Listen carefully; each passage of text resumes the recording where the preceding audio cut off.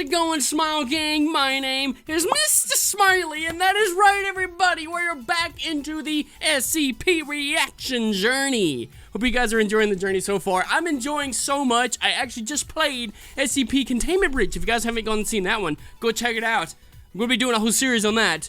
Super awesome.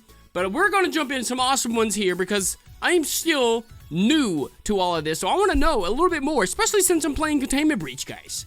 I want to know a little bit more about what the SCPs are, and I've actually seen this one specifically in there, and I want to know more about this thing. Sonny, are you ready? He's back here. We're ready for this. I hope you guys are ready. I chose a specific one today for SCP-939, as you guys saw, by TheVolgun. You know what time it is. Everybody really enjoys the Volgun and SCP exploring series, so I'm going to do some more on those as well. This was on a playlist, so I wanted to go with the Volgun specifically. This one's 32 minutes long and 31 seconds, but it's Containment Breach Special. You see what I mean? It's Containment Breach Special. It's a Keter class. I want to know this. It's SCP-939 with many voices. I saw on there where it actually says that it has human voices, so we're gonna do this without any further ado. Let's go ahead and jump on into this one. Get it? Good afternoon. Good everyone. afternoon.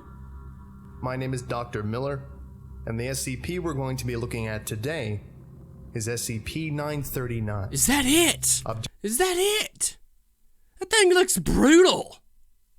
Object Class Keter.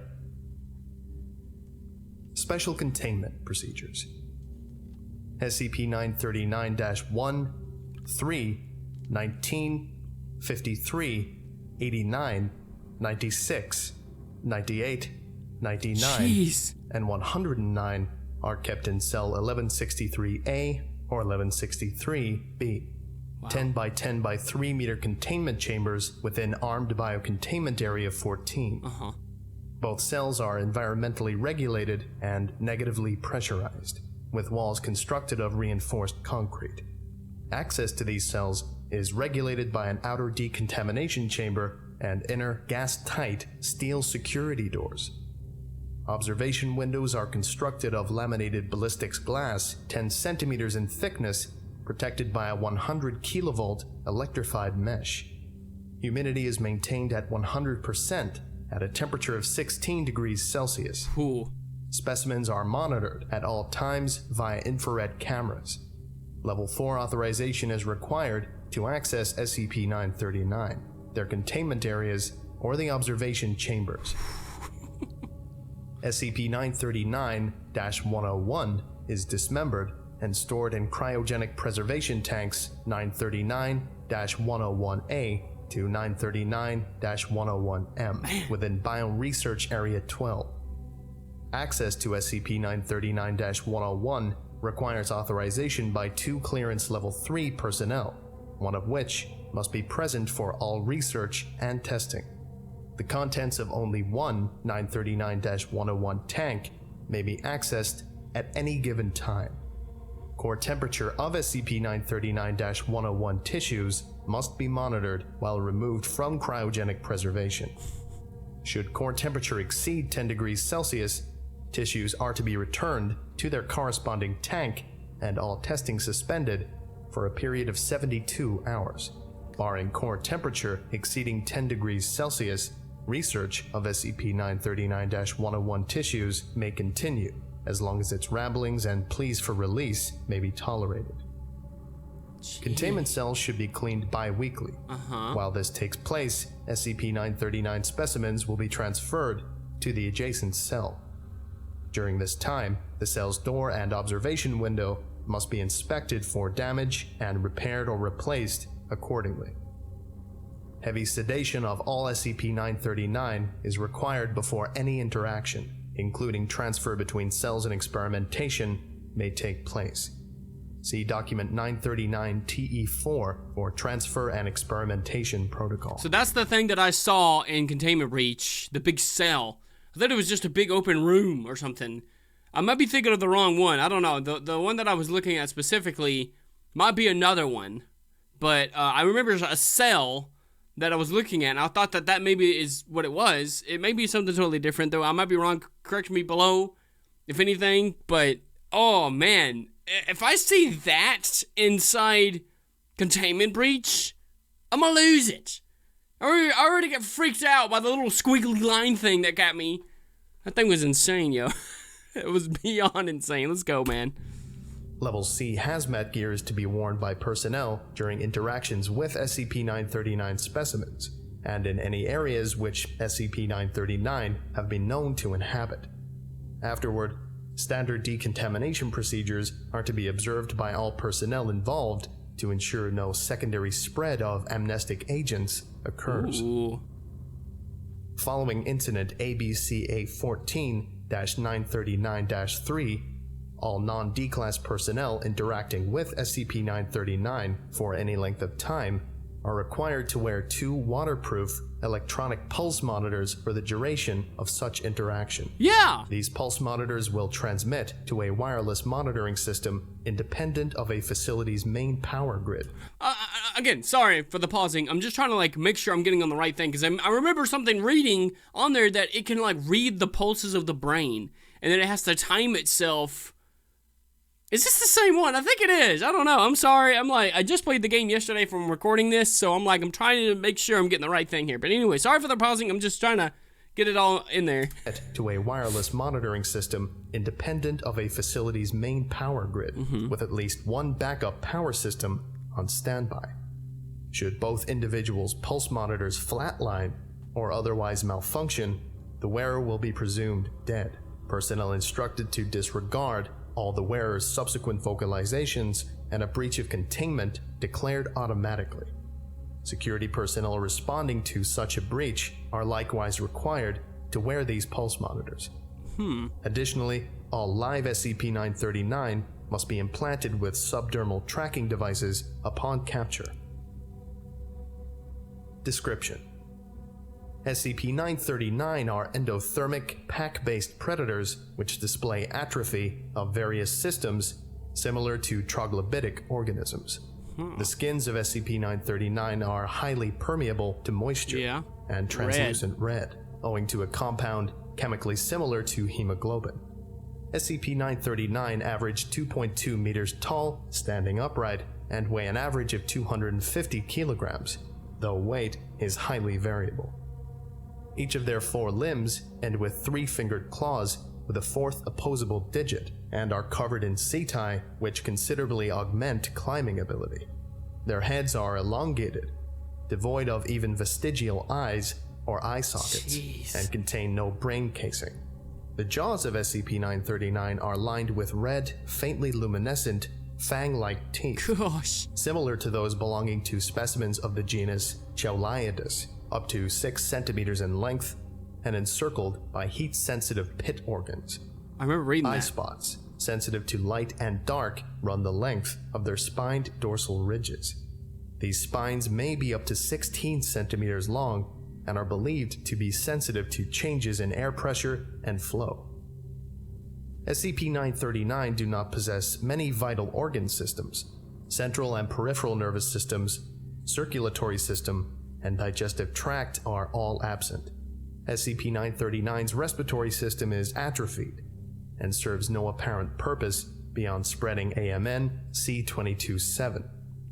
SCP-939 have no apparent physiological need to feed, nor any way to digest consumed tissue. Ingested material typically accumulates in the respiratory system of SCP-939 and is regurgitated once the amount is sufficient to markedly inhibit its function. Despite the absence of many vital organ systems, SCP-939 are capable of bearing live young. See Addendum 1016, 1991. SCP-939's primary method of luring prey is the imitation of human speech in the voices of prior victims. Though imitation of other species and active nocturnal hunts have been documented, SCP-939 vocalizations often imply significant distress. Whether SCP-939 understand their vocalizations or are repeating previously heard phrases is the subject of ongoing study. I remember seeing this. How SCP-939 acquire voices is not currently understood. Specimens have been documented imitating victims despite never hearing the victims speak. Analysis of SCP-939 vocalizations cannot distinguish between SCP-939 and samples of known victims' voices. The use of biometric voice recognition security or identification systems at any installation housing SCP-939 is strongly discouraged for this reason. Prey is usually killed with a single bite to the cranium or neck. Bite forces have been measured in excess of 35 megapascals. Wow. SCP-939 exhale minute traces of an aerosolized Class C amnestic, designated AMN C227. AMN C227 causes temporary anterograde amnesia, inhibiting memory formation for the duration of exposure, plus an average of 30 minutes. It is colorless, odorless, and tasteless, with an estimated ETC50 for inhalation of 0.0015 milligrams per cubed volume of the area exposed. In well-ventilated or open-air environments, risk of exposure to ETC50 is greatly reduced, but not negligible. AMN C227 is typically undetectable in the bloodstream 60 minutes following cessation of exposure. Reported sensations of disorientation and mild hallucinations immediately following removal from environments saturated with the agent are similar to recreational use of numerous psychoactive substances and easily mistaken as such. Note: March 23, 2005. This report pertains to Morphology Alpha. For information regarding Morphology Beta, see Experiment Log 914, AMTF News 7, After Action Report. That's creepy. Addendum, April 11th, 1982. Due to SCP-939's intense aversion to bright light, it has been deemed a minimal risk of escape. Standard fluorescent hallway lighting is sufficient to deter SCP-939-1 from leaving its darkened cell. The following addendum has been stricken from the document, and we are advised to see Addendum, September 20th, 1991. Addendum, June 29th, 1987. Preliminary research into AMN C227 suggests potential use as a general-purpose amnestic. Methods of mass-producing the agent, as well as possible adverse effects, are being investigated at Biocontainment and Research Site 6. Addendum, October 3rd, 1990. AMN C227 has been approved for use as a Class C amnestic. Projected annual production at Bioresearch Area 12 by SCP-939 respiratory tissue cultures is expected to surpass 3 liters. And again, that following addendum was stricken from the official document. Addendum, September 20th, 1991. Containment of 9 SCP-939 specimens has been compromised following a Silent Night breach scenario at Biocontainment and Research Site 6. Is that where the game takes place? Is that like what it's talking about? Since it's the Containment Breach special, is that Biocontainment and Research Site 6? I'm assuming it said something about that. When I first played the game, it showed like a little welcoming thing, but I didn't even have time to read it. I'm assuming it's Site 6. And that's what is taking place, is Silent Night. Is that right? I might be getting this right. Might be just oddballing it, you know.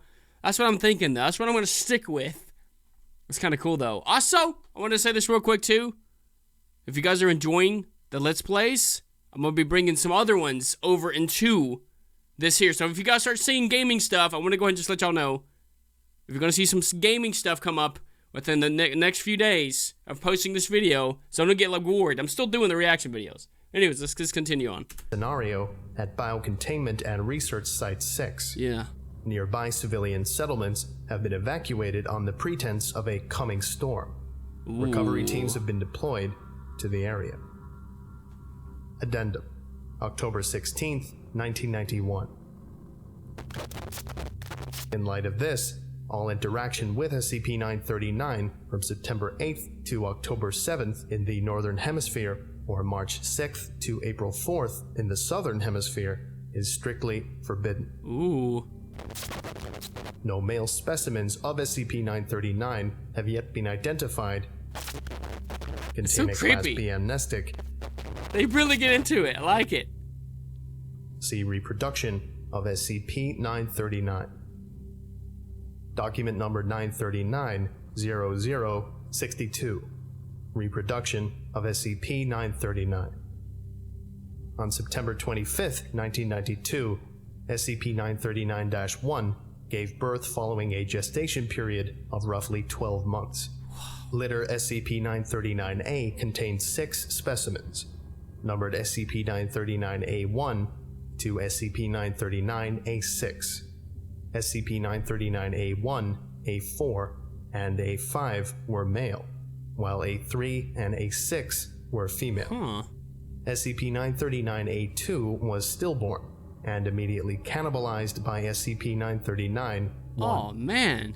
SCP-939-1 made no attempts to interfere with the confiscation of its offspring. Vivisection of SCP-939-A1, A3, A4, and A5 found them to be morphologically and genotypically indistinguishable from healthy human infants. What? The remains of SCP-939-A1 and 939-A3 are kept preserved in Biological Materials Storage Units 939-026-C and 939-026-D, respectively, within Bioresearch Area 12. Okay. Remains of SCP-939-A4 and SCP-939-A5 were incinerated. What? SCP-939-A6 will be transferred to for observation as it matures. It will undergo monthly physical examination, supplemented with any additional measures deemed necessary. Document number 939-A6-16. Transfer of Dr. Oh, it sounds so rough. Note: March 16th, 1997. After overhearing numerous conversations between personnel, SCP-939-A6 has come to believe its name is Keter. Yeah. Given the marked positive effect on its mood, staff are advised to neither encourage nor discourage this assumption. Both its mental and physical development have remained consistent with human norms.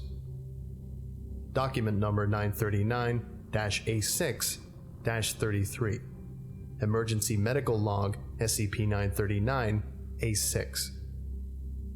Date: January 9th, 2001. Got the dates down, yo. At approximately 2,000 hours, SCP-939-A6 began acting increasingly unsettled. When questioned, it reported a sense of malaise. Breathing was observed to be rapid and shallow. SCP-939-A6 was escorted to the medical ward for further examination. Heart rate was measured to be erratic, averaging 190 beats per minute. No further anomalies were observed. SCP-939-A6 was administered a benzodiazepine and returned to containment. Probable panic attack. Trigger undetermined. Date: January 10th, 2001. At approximately 0430 hours, SCP-939-A6 reported the same symptoms, accompanied by a mild headache and aversion to light. Examination returned identical results to the previous day. SCP-939-A6 instructed to rest, administered a sedative, and returned to containment. Date: January 24th, 2001. Symptoms outlined above persisted for 2 weeks before intensifying. SCP-939-A6 destroyed the lighting fixture in its enclosure and was found to have assumed the fetal position underneath its bed at 0140 hours. A6 staunchly resisted leaving its chamber, requiring it to be carried to area medical ward. It complained of a severe headache and intense aversion to light, hypersensitivity to auditory stimuli, intense chest and abdominal pain, and uncomfortable warmth, commenting that it hurt too much to cry. A6's core body temperature measured to be 41.2 degrees Celsius. Technicians were unable to locate a pulse. MRI indicated that A reinforced concrete containment cell was immediately prepared for SCP-939-A6. The cell's lighting was dimmed and a large basin full of water provided at its request. Date: January 26, 2001. SCP-939-A6 immersed itself in the provided water basin and remained inactive for a period of approximately 41 hours, at which point it began violently tearing at its skin. It displayed a considerable amount of distress upon realizing its skin was sloughing off, but appeared unable to stop. At 22:36 hours, Dr. reported SCP-939-A6's head detached itself. By 22:40 hours, it appeared morphologically identical to, albeit much smaller than, SCP-939-1. Addendum: February 13th, 2001. SCP-939-A6 has been redesignated to SCP-939-101. It will be transferred to Bioresearch Area 12 for further study. Here we go. Document number 939-101-77. Audio log 939-101A, number 13. Begin log 10:16 hours, May 22nd, 2004. Access to Cryogenic Preservation Room 939-101 granted to Dr. Access to CGPT 939-101A granted. Playing log now. Here we go. Excuse me, mister? Why are we here? It's bitterly cold, and we would like to go home now. We're very late for our bedtime, and we're very sorry. We didn't mean it. Have you seen our pictures? We like drawing. Daddy hung them on the wall except for sometimes when the others in white coats took them away. Daddy told us not to draw pictures like those. They made him sad, so we did our best to draw other things. But sometimes we forgot. Sometimes Daddy hid the pictures, or ripped them up. He told us that it wasn't that he didn't like them. He said it was to keep us safe from the mean doctors in the white coats. But then the doctors took Daddy away. They made us get shots and told us to forget about Daddy, but we were scared of needles without Daddy around. We didn't forget Daddy. Daddy forgot us, though. We think it was the doctor's fault. Daddy wouldn't forget about us. Would he? They gave us a fake Daddy and told us it was real Daddy, but we knew better. The doctors made us get more shots. They kept telling us fake Daddy was real Daddy, but they couldn't fool us. We told them it was wrong to lie, just like Daddy told us. And then they stopped lying. They made us be ourselves, but they gave us paper and pencils and paints, and told us we could draw whatever we wanted, so we did. Sometimes we drew Daddy, sometimes we drew what Daddy told us not to draw. And the doctors took all our pictures. Sometimes the doctors in white coats and the people with the black shirts with a lot of pockets and helmets that carried bent windows and... what did Daddy call them? I forgot. They walked with us down the hall for our checkups. We didn't like those. Sometimes we had to lay in a dark place and be really, really still. Daddy would tell stories. We didn't always understand them, but we liked them anyway. There were stories about places that didn't have ceilings. Where up was forever, and the ground wasn't white. We think it's silly. Everywhere has ceilings, doesn't it? After the doctors took Daddy away, we didn't get to hear stories anymore.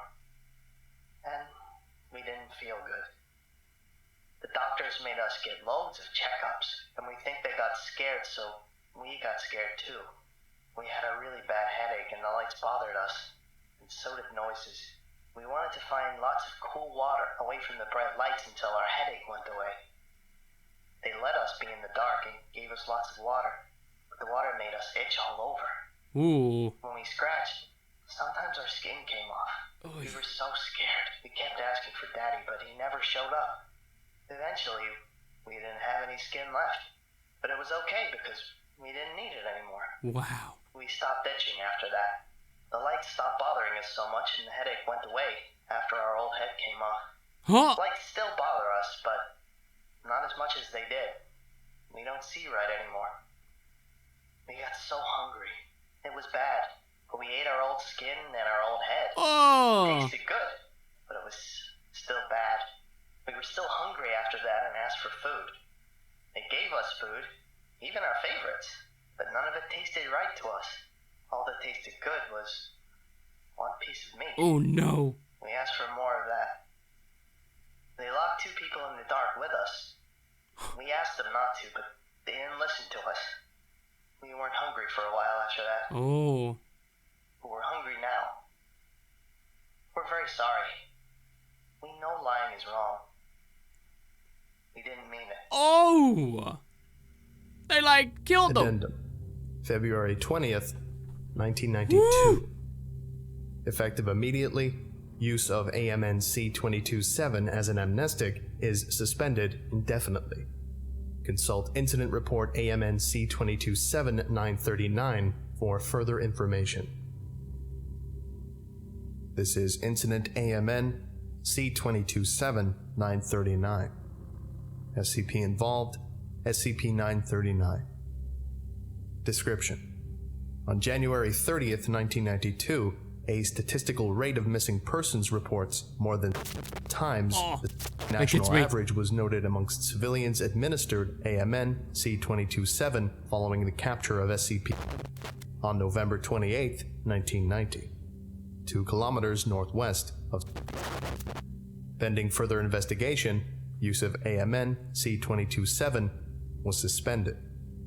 On January 31st, 1992, field agents and were dispatched to the area to investigate.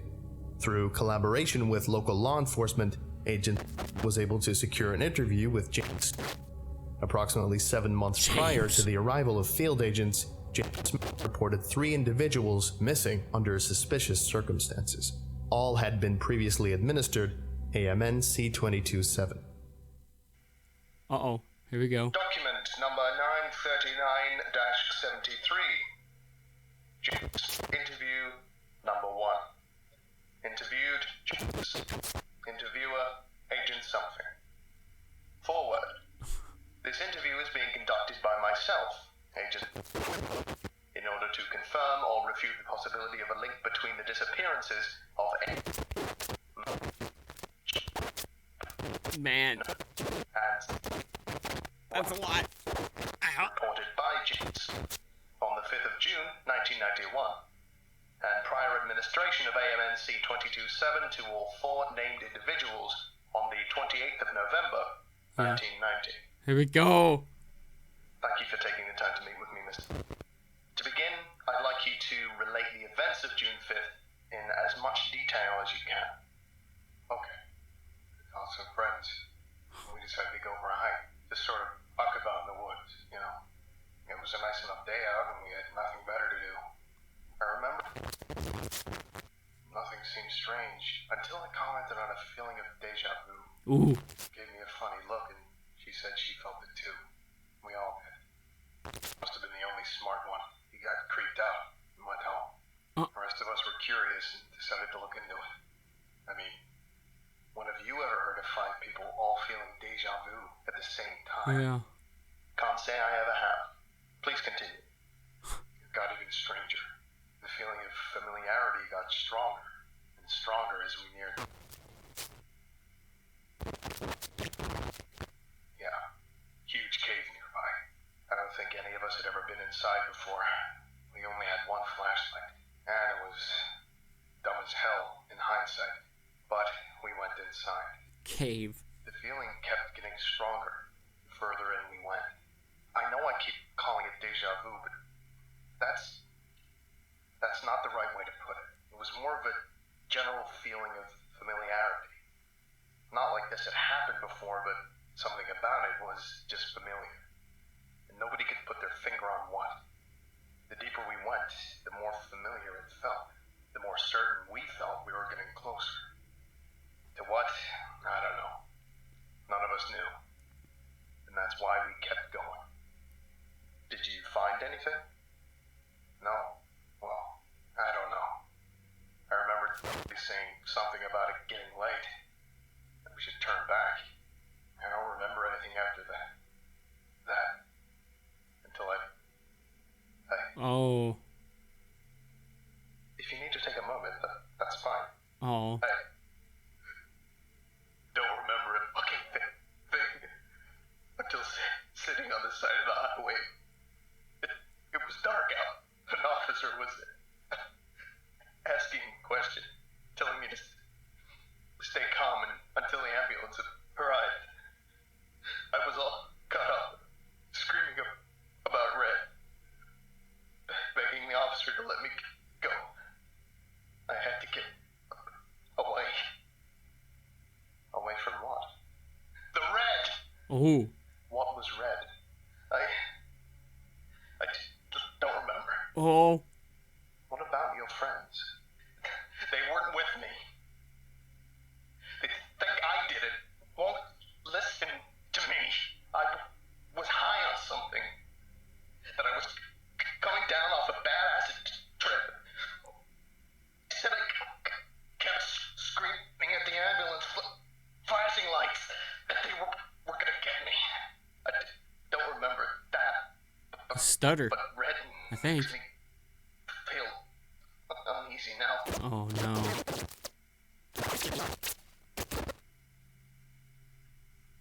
The Red. Closing statement. My team is ill-prepared to investigate further. We will be returning in the morning to report our findings. A minimal cover-up should be necessary, depending on what's found, at least for this particular incident.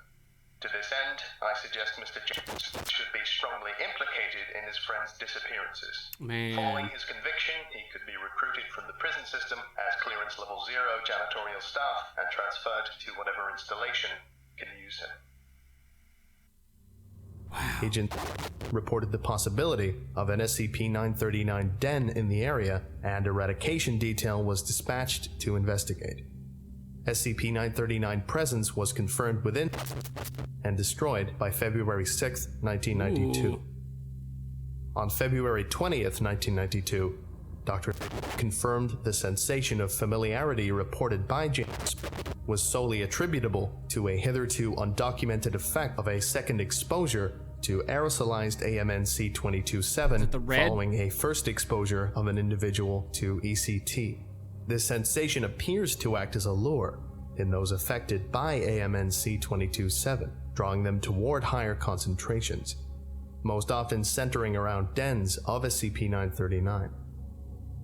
Addendum. March 1st, 1992. AMN-C227 aided tracking of SCP-939. We can use this.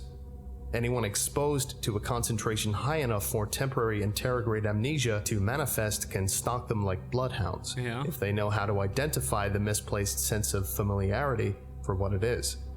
Based on agent retracing of the route Mr. J.S. and his friends followed, we know to expect an effective range of kilometers if we use this form of tracking. No, it can't find individual SCP-939, but it can guide us to their dens. I recommend we brief a number of field operatives on this plan. Any willing would then be exposed to AMNC-227 under controlled conditions and dispatched first to the locations of AMNC-227 use on civilian populations.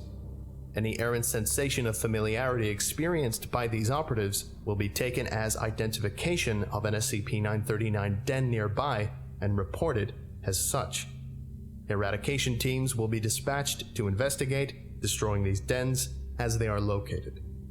After this has been accomplished, I believe the dispatch of these operatives to major population centers to facilitate their securing, coupled with standard monitoring civilian, military, law enforcement, and channels of information, is the best course of action to locate and exterminate SCP-939 in the wild. Dr. Okay. I think that about does it for today. Thank you very much for listening, if indeed you still are, and you were all dismissed. I got some Goodbye. stuff. Let's go. I got some words here. Oh wow, yeah, there we go. I would like to give a Patreons. special thank you to Pierce M. Hamlin, Muslim Wiki, Slump God, Oh, Dr. wow. Day, John O. Porter, Captain Gorge, I'm gonna let him. Fluffy, types. He's just gonna mention all his Patreons. Is there anything else? You saw him. Good shout out to them. Look at that logo. Look at that awesome logo. I like to play it all, like, that's pretty cool in its entirety. Ooh, nice little glitches. So good. Uh-oh. Oh my word, there's so many more. My eyes, all I see is like a bunch of lines. Y'all see that too? Or y'all like on that same page where you just like close your eyes and all you see is like, it's like looking at a window like thing. I don't know what I'm even saying anymore. That was awesome. I'm actually, like I said, in the SCP game, I actually remember reading about SCP-939. So, it's in the game, somehow, with many voices. Now, to take that into account of what I just saw, that it made babies, it ate one of them, which was wild. I mean, that's like what animals do, you know? Like, that's kind of wild, so it's like animals in a way. So, like, but it made them into, like, humans. They were like human babies, but they were like, yeah, like talking about, like, having daddy around, you know, like daddy being like the beast, right? You know, and like they just couldn't tell them like what I guess what it was about. Like they just wanted to run studies on them and stuff, and like they how they been inside the cells, saying that they told us about how, you know, there's worlds and places that don't have ceilings, and like how they've been in containment for so long that they don't know that there's outside worlds because all they see is ceilings and floors. It's insane how much detail they go into this, and how they went to the cave and they were talking about the red. Are we gonna be able to experience that? I mean, you don't have to spoil it, but like, I don't know, man. I don't want to look too much into it. Like, I want it to be like a legit surprise when I see it. But just curious, anybody can answer this comment here, or comment and answer this question. How many SCPs are in Containment Breach? Is that even confirmed of how many? I don't know if it says anywhere, but so far I've seen the bear, which that was a crazy one. I'm going to start reacting to some of these. If you guys want to see that, let me know. The bear that shrieks. That thing was crazy. There was a couple other ones, you know, like the one that was like a squiggly line. I think that was the one that I saw with the cell. I think I got those mixed up because the cell where that thing was kept, I think that was the little squiggly line thing saying that it's like, oh, it's at the corner of your eye. Again, if you guys haven't gone check out that video, you kind of know more of what I'm explaining when you go check that video out. It's really good. And then after that, it was like, yeah, I think that was the biggest ones.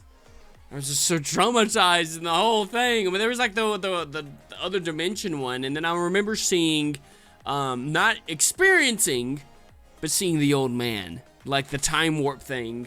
So I'm assuming you get to see him physically too as well. I don't know, man. I guess I'm just gonna have to jump into these videos, you know, and jump into this game and do this, man. I hope you guys enjoyed it. If you did, make sure you punch that smile button in the face. Let me know what you think on it. I don't know. I'm just kind of doing my own thing. But anyways, let me know some other ones that you guys suggest. If I'm playing Containment Breach, which ones I should really check out. Since we're making this into a series and a reaction journey, it's all coming together. And now I cannot wait to get back into some more Containment Breach. Thank you guys so much for referring that game as well. I know so many people are excited about it, and we're just getting started. I hope you guys are excited. I'm excited. This is all just coming together so well. I'm so happy. But thank you guys so much for coming and joining. My name is Mr. Smiley. If you liked it, you know what to do, guys. We're gonna send this off with a positive outro. Remember to keep smiling to the end, guys. Keep it on the bright side. And we'll see you guys in the next one. We'll see ya. Bye.